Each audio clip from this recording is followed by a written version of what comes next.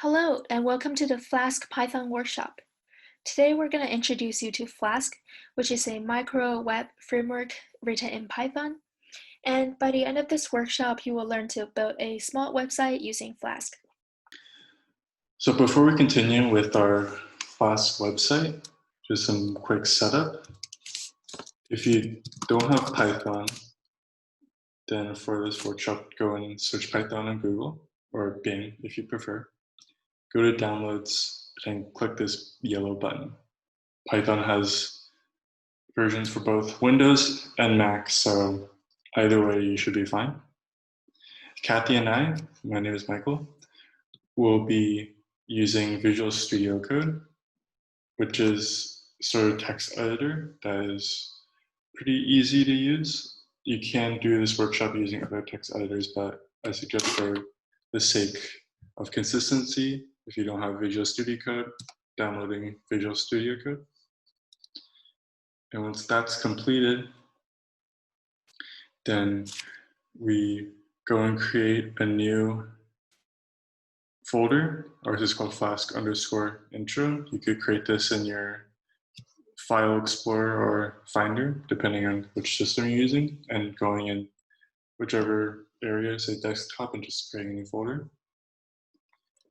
And then once that's completed, pull down from your screen, or if you know another way of getting the terminal from Visual Studio, and then just to double check that we have all things in place, which Python 3 double-dash version, just to make sure we have the solid version of Python.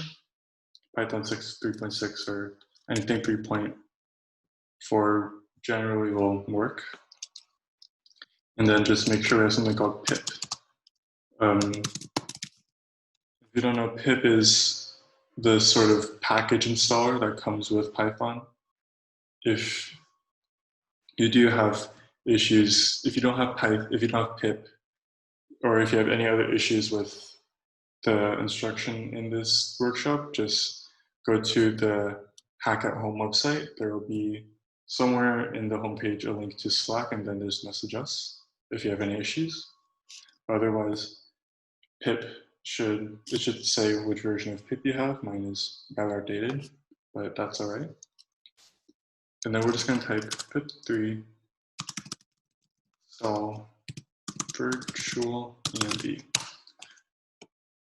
And what we're doing right now is installing a virtual environment. A virtual environment is basically so that in your folder or whatever, you have the frameworks and packages you need for that certain project. So it just streamline things and makes the process easier. Once we complete that, then we type virtual env, and then we could call this whatever we want. I'm just going to use env as kind of the base, but you could call it base, you could call it ASDF, call it env for now. And then after that, we'll activate the virtual environment. So I'm typing source env/bin/activate. Now, Kathy and I both use Macs. And so since I'm on a Mac, once I enter this, it should pop up. And then this little parentheses env, or whatever you typed up here, it could be, if you typed in base, it'll be base in here. If you typed in ASDF, ASDF in B here. And that shows that everything's going smoothly. For Windows, I'm not sure how to illustrate this properly since I already completed this, but for Windows, I believe it is env scripts activate.bat. So if you're using Windows, try that command. But now we've already activated our virtual environment. Now we install Flask into our virtual environment. So we're going to need Flask, and this thing called Flask SQLalchemy.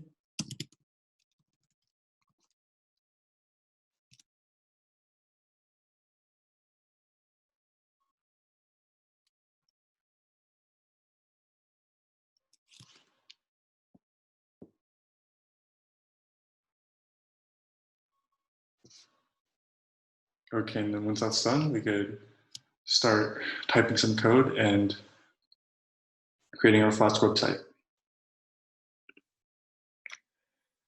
So first we're gonna import Flask from Flask, import Flask, and then we're gonna create an application object. So app equals Flask __ name __. And then we're gonna set up a route with the route decorator. So the route decorator in Flask is used to bind the URL to a function. So at app.route, URL is going to be /admin, and we're going to define a function, hello admin. We're going to return hello admin. So here the URL /admin is binded to the hello admin function, and whenever we go to this URL /admin, the hello admin is going to be displayed on the web page. So let's see what it looks like by running the file. So if __ name __ equals __ may __. So this is how we run the file. app.run debug equals to true. And let's run hello.py. Let's copy this URL and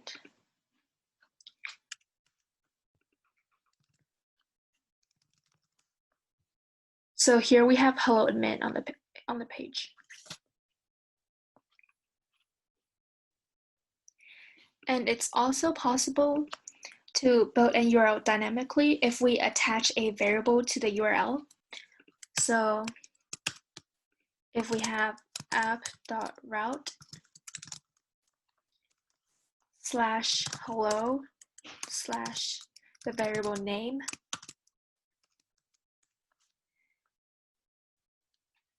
we're going to define the function hello world. And here the name, this variable name, is passed as an argument in the hello world function. And we're going to return hello name.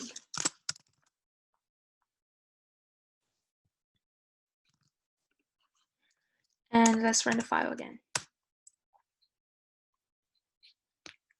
So now if we type hello /Blueno, we're going to get hello Blueno.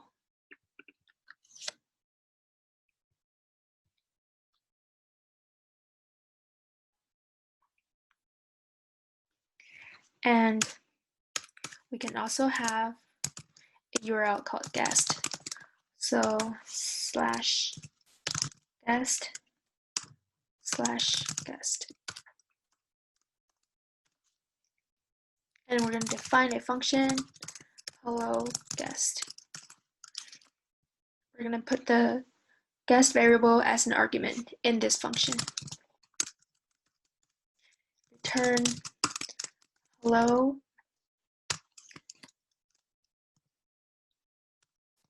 as guest.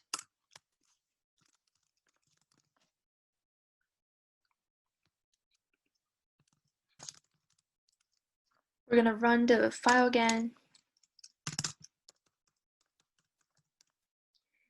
And now if we do guest.blueno, we're going to get hello Blueno as guest. And another thing we can do is to redirect to an existing URL. So we can have at app.route /user /name. And we're going to define a function, hello user, with an argument name. If name equals to admin, we're going to return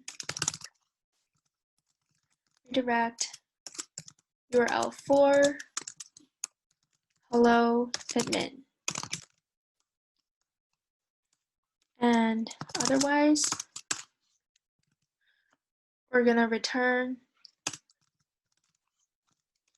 redirect URL4 hello guest.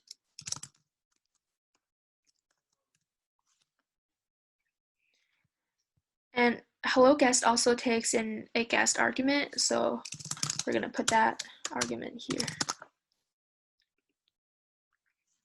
And we also need to import redirect and URL4 at the top. So URL4 takes in a function as its argument. So if we have URL4 hello admin, it means we're going to the hello admin function and redirecting to the /admin URL. And then for hello guest, we're going to redirect to the guest URL. So now let's run the file again. If we have user/admin, we're gonna get hello admin, and now the URL changes to /admin.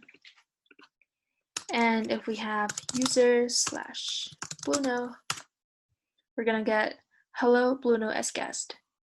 Now the URL changes to guest/Blueno.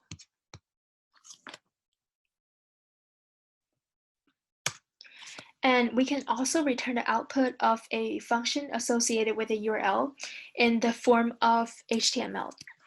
So let's say if we have at app.route / and then we're going to define a function called func, and we want to return a HTML file.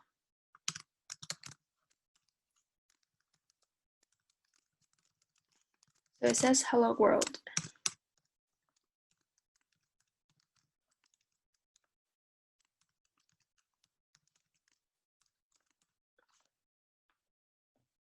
And this is how we return the output of the function in the form of HTML. But generating the HTML from Python can be very complicated. So here we can take advantage of the Jinja template engine. So instead of returning the HTML code, we can return an HTML file by calling the render template function. So we're going to import, at the top, we're going to import render template.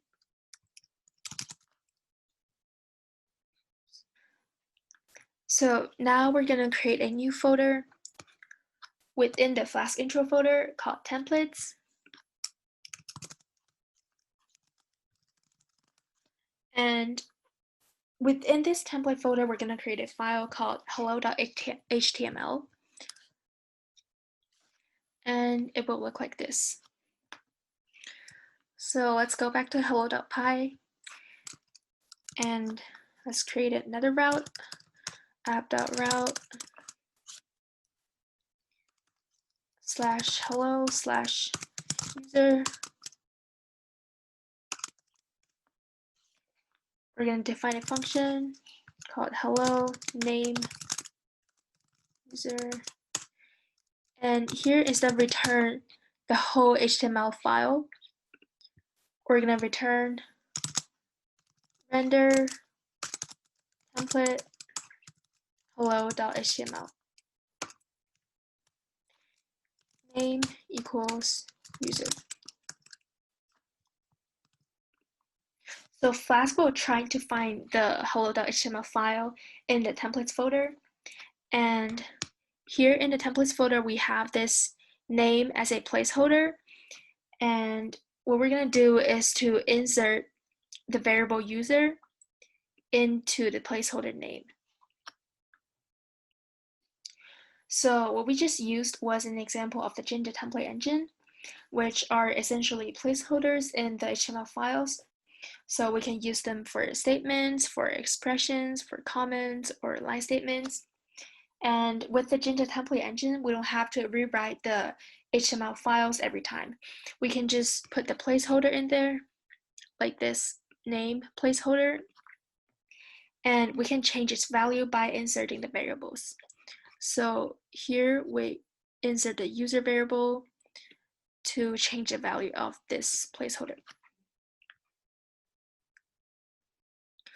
So let's comment out the hello URL because we already had one here.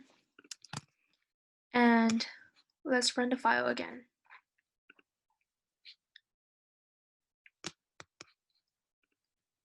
And we have hello Blueno.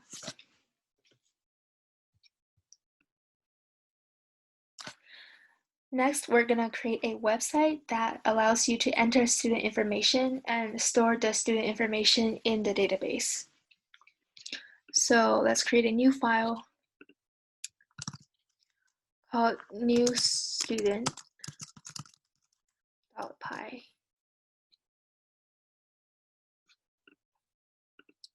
And let's store it in Flask intro.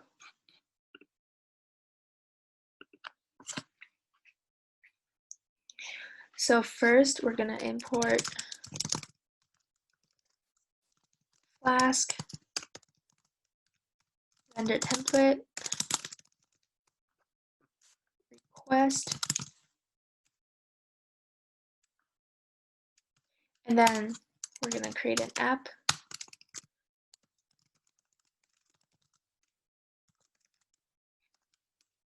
And then because we need to store the student information, we need to create a Sqlite database. So we're going to import Sqlite 3 as SQL. And we want to create an Sqlite database called database.db and create a table with student information in the database. So we're going to do con equals sql.connect database.db.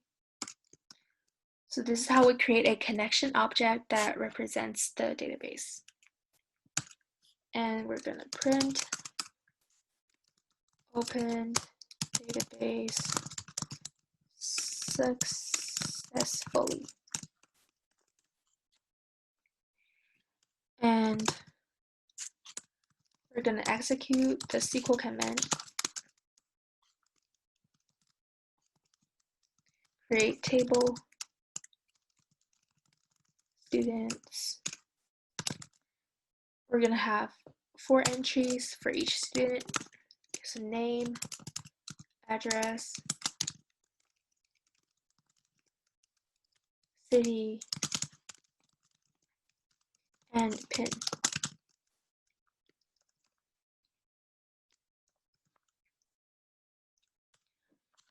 And we're going to print table created successfully. And now we're going to close the database connection. So con.close. So now we've created a table in our database to store the student information. We're going to set up the routes and the URLs. First, we need a page to enter the new student information.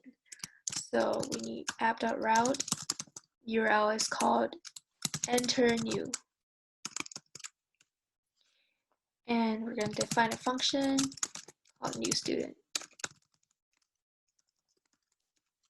We're going to return render template new student.html. So this new student.html file will contain everything we want to output to the browser for the user to enter new student information. So it's going to look like this. We're asking the user to enter student information, and we will have name, address, city, and pin code for each student.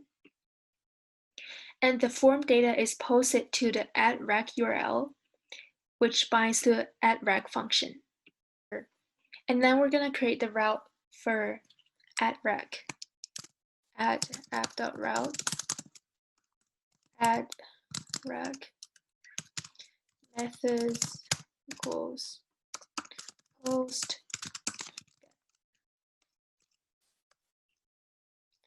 So these are the methods to send the form data we just entered to the server. And we're going to define a function rec.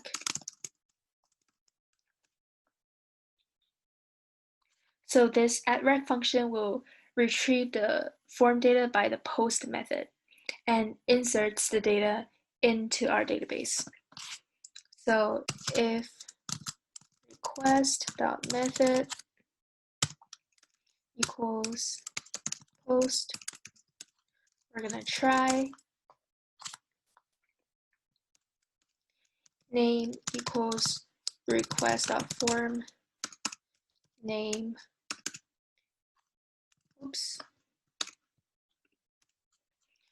address equals request.form address, city equals request.form city, pin equals request.form pin. So this is how the @rec function retrieves the form data. And we want to store the data we just retrieved in our database. So with sql.connect database.db as con, we're going to create a cursor, cur equals con.cursor, and we're going to execute the insert command, insert into students name, address, city, pin. Values, question mark, question mark, question mark, question mark.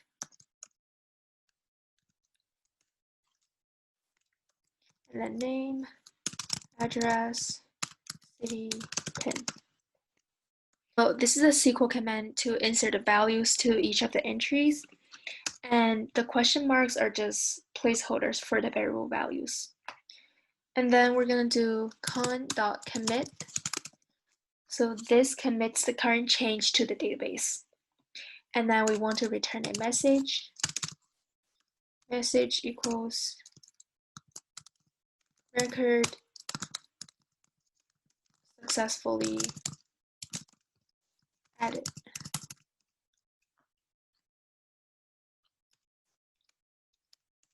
And then if an error or exception occurs, we want to do except on.rollback. So this rolls back any changes to the database since our last commit call. And we want to return a message, error in insert operation. And then finally, so this part of the code is going to be executed regardless of the try except result.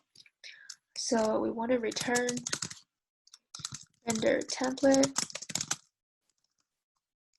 student result.html.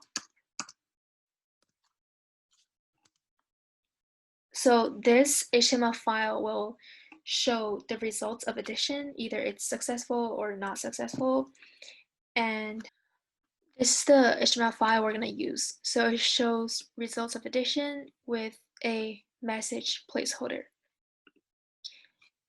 And we're going to set the message to the message variable.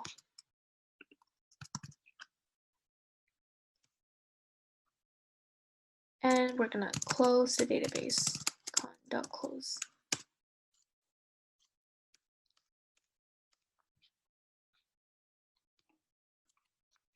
And then we need a page to display all the students' record in the database. So we're going to do @app.route list. And then we're going to define the list function. So we need to connect to the database, sql.connect, database.db, and con.row factory equals sql.row. So this gives us access to the columns. And cur equals con.cursor, cur.execute. We want to select all the entries from the student's information table. And rows equals cur.fetch all. So we want to get all rows from the query results. And we're going to return render template list.html with the rows variable equals to rows. So this is the list.html we're going to return. It contains the name, the address, the city, and the pin for each student. And finally, we need a home page. So app.route/, and then we're going to define the home function, which just returns the home.html. So return render template home.html. So on this home page, we have two options. We can either add a new student record, or we can click show list to see all the student records. And then we're going to run file if name equals main app.run debug equals true. And then we're going to run it, Python new student .py.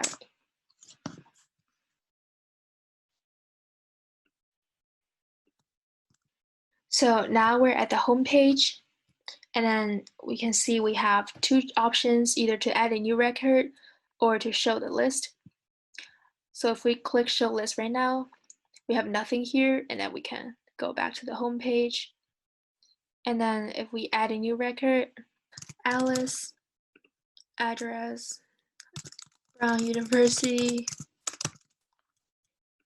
and Providence, pin code 0001, and then submit.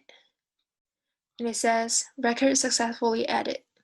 And we're going to go back to home page and then add a new record, Bob, address,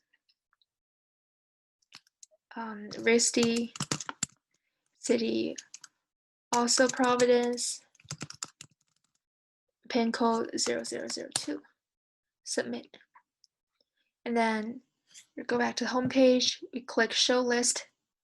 We're going to see Alice and Bob, so we have two entries, and then each student has their name, address, city, and pin code.